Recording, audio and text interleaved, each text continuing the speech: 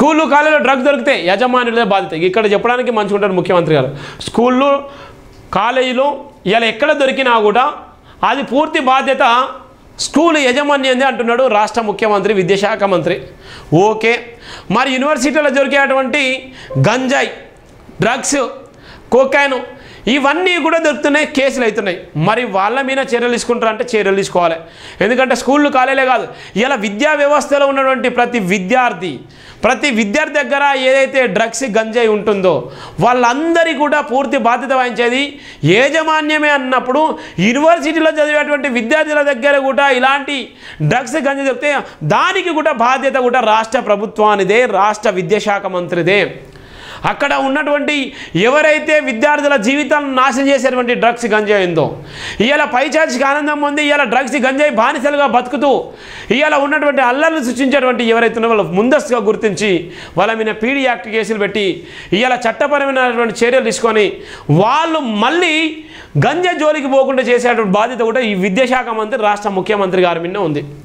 ఇలా మాటలు చెప్పి తప్పించుకోవడం కాదు, మాటలు చెప్పుకొని తప్పించుకోవడం కాదు. ఇలా ఉన్నటువంటి ఇలా చాలామంది పిల్లలు ఇలా గంజాయి కలవడబడి ఇలా అపశుభంతులైనటువంటి మైనర్లు ఇలా ప్రేమ పేరుతో ఇలా ప్రాణాలు తీసుకునేటువంటి దౌర్భాగ్యమైన పరిస్థితి తెలంగాణ రాష్ట్రంలో ఎక్కువైపోయింది.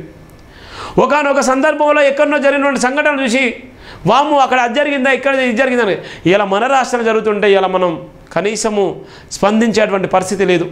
అందుకోసమే ఇలా చూడండి ఎంత దారుణంగా ఉందో. స్కూల్లో కాలేజీలో డ్రగ్స్ దొరికితే యజమానులే బాధ్యత. ఓకే, వాళ్ళ మీద ఎలాంటి కేసులు పెడుతున్నాం, మరి ఏం చేస్తున్నాం అంటే ప్రధాన వార్త కూడా రాసినటువంటి ప్రధాన వార్త కూడా ఇక్కడ మనం చూస్తున్నాం. ఫీజులు వసూలే కాదు, పిల్లల నడవడిని కట్టడియాల్సిందే. అవసరమైతే సైకలాజికల్ ప్రొఫెషనల్ను నియమించుకోవాలి. మాదక ద్రవ్యాలను అరికట్టే సందర్భంలో కఠిన చర్యలు తప్పవు. డ్రగ్స్ వ్యతిరేక శాస్త్రలో సీఎం రేవంత్ రెడ్డి వెల్లడి. స్కూళ్ళు కాలేజీలో మాదక ద్రవ్యాలు దొరికితే అది టీచర్లదే బాధ్యత, పర్యవేక్షించాల్సిన బాధ్యత యజమానులదని సీఎం రేవంత్ రెడ్డి అన్నారు. విద్యాసంస్థలో డ్రగ్స్ దొరికితే యజమానులపై కూడా కేసులు పెట్టాలని ఆదేశిస్తున్నానని సీఎం రేవంత్ రెడ్డి అన్నారు. ఫీజులు తీసుకుంటాం, బాధ్యత తీసుకోము అంటే కుదరదని హెచ్చరించారు. బిహేవియర్ చేంజెస్ గురించి చెప్పే సైకాలజీ ప్రొఫెషనల్ను నియమించుకోవాలన్నారు. విద్యా సంస్థల యజమానులకు సూచించారు. పిల్లల వ్యాయామశాలలో మార్పును గమనించాల్సిన బాధ్యత టీచర్లదే, యజమానులదే అన్నారు. శిల్పకళ వేదికలో యాంటీ నార్కోటిక్ బ్యూరో ఆధ్వర్యంలో జరుగుతున్న అంతర్జాతీయ anti drugs illegal trafficking day అవగాహన కార్యక్రమానికి సీఎం రేవంత్ రెడ్డి ముఖ్య అతిథిగా హాజరయ్యారు. ఈ సందర్భంగా మాట్లాడుతూ కీలక వ్యాఖ్యలు చేశారు. డ్రగ్స్, గంజాయి గురించి టోల్ ఫ్రీ నెంబర్కు సమాచారం ఇస్తే కట్టడి చేస్తామన్నారు. స్కూల్స్, కాలేజీలో కూడా అవగాహన కార్యక్రమాలు ఏర్పడేయాలని ఆదేశించారు. స్కూల్స్, కాలేజీల ముందు గంజాయి చాక్లెట్లు అమ్మినట్లు తెలిస్తే పోలీసులకు సమాచారం ఇవ్వాలని అన్నారు. హైదరాబాద్ టార్గెట్ న్యూయార్క్ అని, బెంగళూరు, ముంబై, ఢిల్లీ కాదని అన్నారు. తెలంగాణలో 68% జనాభా యువత అని, యువతకి స్కిల్స్ పెంపొందేందుకే శిక్షణ ఇస్తే న్యూయార్క్తో పోటీ పడగలమని అన్నారు. మాదక ద్రవ్య రహిత సురక్షితమైన సమాజ నిర్మాణం కోసం ప్రతి ఒక్కరు నడుం బిగించాలని సీఎం రేవంత్ రెడ్డి పిలుపునిచ్చారు. యువతను ఆరోగ్యకరమైన ఉజ్వల భవిష్యత్తు వైపు నడిపించడమే లక్ష్యంగా కలిసి పనిచేద్దామని కోరారు. డ్రగ్ ఫ్రీ తెలంగాణ సంకల్పానికి ప్రతి ఒక్కరు అండగా నిలవాలని విజ్ఞప్తి చేశారు. ఐటీ, ఫార్మా హబ్గా ఉన్న తెలంగాణ గంజాయి డ్రగ్స్ హబ్గా మారితే మనందరం విఫలమైనట్టేనని ముఖ్యమంత్రి రేవంత్ రెడ్డి అన్నారు.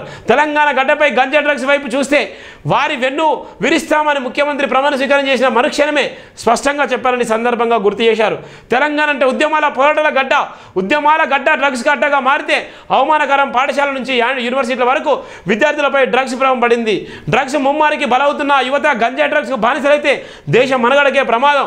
ఒక దేశాన్ని దెబ్బతీయడానికి శత్రు దేశాలు ఏ మార్గాన్ని ఎంచుకుంటాయో చెప్పలేము. కొన్ని దేశాలు కోవిడ్ని ఎంచుకోవచ్చు, మరికొన్ని దేశాలు డ్రగ్స్ని ఎంచుకోవచ్చు. మాదక ద్రవ్యాలు తరలించేవారు తెలంగాణ సరిహద్దులో అడుగు పెట్టాలంటే 100 సార్లు ఆలోచించుకునేలా చర్యలు ఉండాలని మంత్రివర్గ సూచనలు. సహచరులు పోలీసు ఉన్నతాధికారులకు ఆదేశించాలని అన్నారు. యుద్ధం సైనికులు అంటేనే పంజాబ్ గుర్తుకు వచ్చేది. అలాంటి పంజాబ్ ఇవాళ డ్రగ్స్ మహమ్మారి వల్ల చిక్కుకుంది. డ్రగ్స్ నివారణలో తెలంగాణ దేశానికి ఆర్ష నిలవాలి. యువతను సరైన మార్గంలో పెట్టాలి. అభివృద్ధి పథం వైపు నడిపించాలని స్పోర్ట్స్ పాలసీ తీసుకొచ్చాం. 140 కోట్ల జనాభా ఉన్న దేశానికి ఒలింపిక్స్లో ఒక స్వర్ణ పథకం రాకపోవడం గురించి ఆలోచించాం. యువతకు సాంకేతిక నైపుణ్యం అందించేందుకు యంగ్ ఇండియా స్కిల్స్ యూనివర్సిటీ ఏర్పడేశాం. డ్రగ్స్ నిర్మూలన బాధ్యత పౌరులపై కూడా ఉంది. పిల్లల ప్రవర్తనను గమనించేందుకు ప్రత్యేకమైన సిబ్బందిని నియమించుకోవాలి. సబ్జెక్టు పీటీలను నియమించుకున్నట్టే బిహేవియర్ అబ్జర్వర్స్ని నియమించుకోవాలన్నారు. డ్రగ్స్ నివారణకు ప్రత్యేకంగా ఈగల్ అనే విభాగాన్ని ఏర్పాటు చేస్తున్నాం. గంజాయి పంట సరఫరా విక్రయంపై ఈగల్ టీము ప్రత్యేక నిఘా పెడుతుంది అని సీఎం తెలిపారు. సినీ నటులు రామ్ చరణ్, విజయ్ దేవరకొండకు ఎంతో బిజీ షెడ్యూల్ ఉన్నా యువతకు మంచి సందేశం ఇవ్వాలని, ఈ రాష్ట్ర దేశానికి ఆదర్శంగా నిలవాలని ఈ కార్యక్రమంలో పాల్గొన్నారు అని సీఎం అన్నారు. ఈ కార్యక్రమంలో నిర్మాత దిల్ రాజు, ఎంపీ కొండ విశ్వ సంజయ్ రెడ్డి, కోచ్ పుల్లెల గోపిచంద్ పలువురు ఉన్నతాధికారులు కూడా పాల్గొన్నటువంటి నేపథ్యం ఉంది. ఇవాళ ముఖ్యమంత్రి గారు చెప్పినటువంటి నేపథ్యం.